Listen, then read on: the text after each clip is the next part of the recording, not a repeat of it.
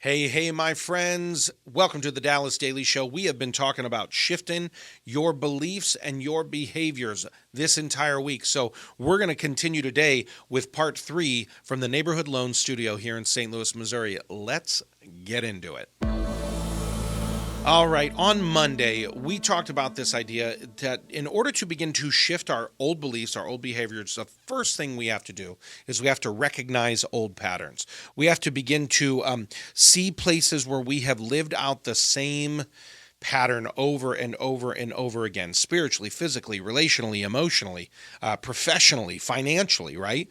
If we've got old patterns that we're just locked into. We talked about that laundry on my old chair there. And then Tuesday, we talked about this idea of ignoring your impulses. No good thought ever began with, you know what sounds good right now? So we've been diving into this whole week. Today, we're going to talk about this third part. So if you are recognizing the old patterns and if you are beginning to ignore the old impulses, the next thing that has to occur is we have to avoid going extreme.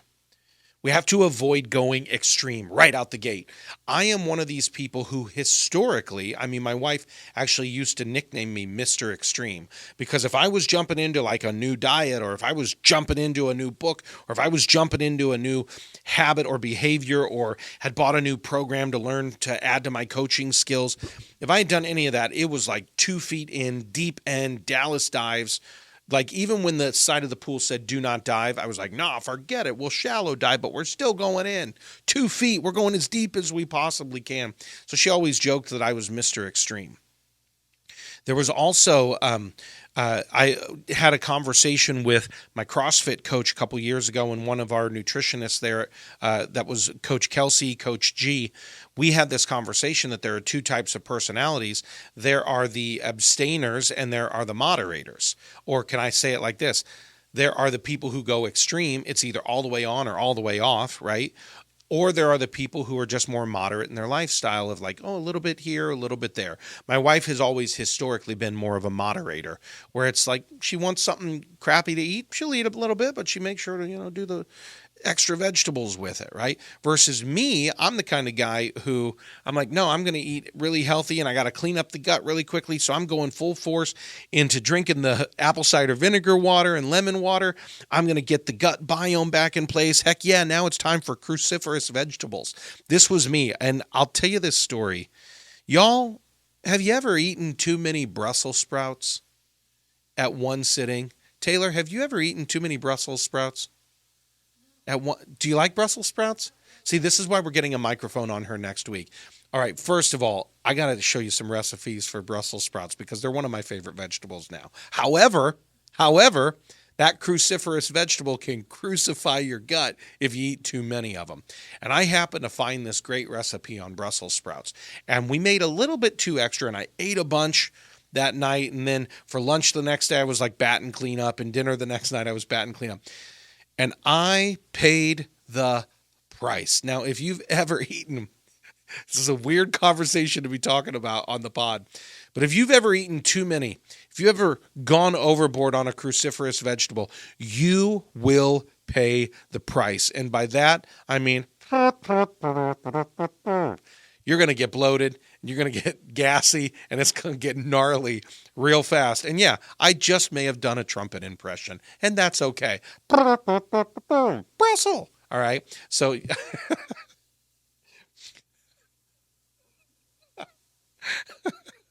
I went there. So I decided, this was years ago, I had gone so extreme that I began to cramp and I began to get so gassy, and it was like doubled over in pain because of the amount of pressure in my gut because I went too far too quickly. Have you ever done that? And I'm not talking just about Brussels, but have you ever cramped up because you went too hard, too fast, too quickly, right? You went too extreme. That's what begins to happen when we think that we have to shift our beliefs and behaviors quickly. Right? We begin to think, oh, I got to do this now. I got to do this fast. Now, maybe sometimes your doctor's like, hey, if you don't eat clean for the next 2 weeks, this is going to happen in your body. And you're like, all right, I gotta go a little like, all right, got to cut it off completely, right? It's the cold turkey mentality. May I suggest that your self-development, the shifting beliefs you have, you don't shift a belief overnight. Sure, you could go cold turkey on a behavior and you could say, I'm not going to smoke anymore, or I'm not going to drink anymore, or I'm not going to eat sugar anymore, right? But we've all done it how many times on how many New Year's Eves where we've made the commitment and then we're done a week and a half, 10, 12, 20 days later, right? It's because what happened is we shifted our behavior quickly, but we didn't shift our belief. And so when the belief doesn't shift quickly, because beliefs typically don't shift quickly, it takes a little time to restructure your brain, especially if you have old ruts of cognitive behaviors in your mind. People do cognitive behavioral therapy for years on end. For me to get out of the ruts that I was in when I was in the deep, dark place of my depression, for me to get out of those, guys, it took a while.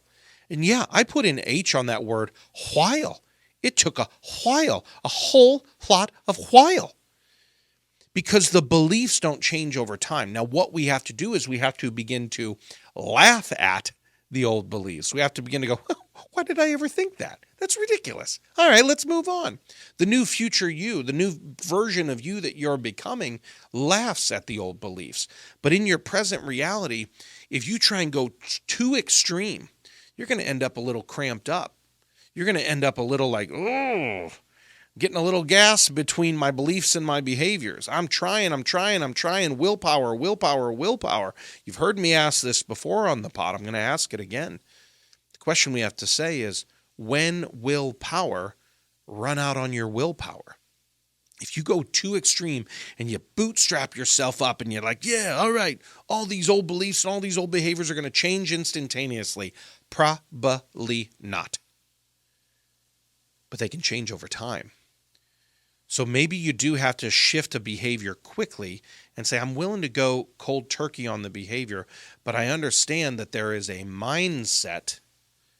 Alan Carr's Easy Way has a great framework for this, right? The mindset is kind of the big monster. The cravings that you have in these old sedation cycles, those are the little monsters. Those are the tiny little cravings, but the mindset that says, oh, I need this as an emotional crutch, or I take pleasure in it. That old mindset of an old belief, that's the biggest part you got to change. So just know that, number one, when you recognize old patterns and you go, those are the old patterns, you have to recognize old patterns of behavior, but also old patterns of belief. Those are the old patterns, right?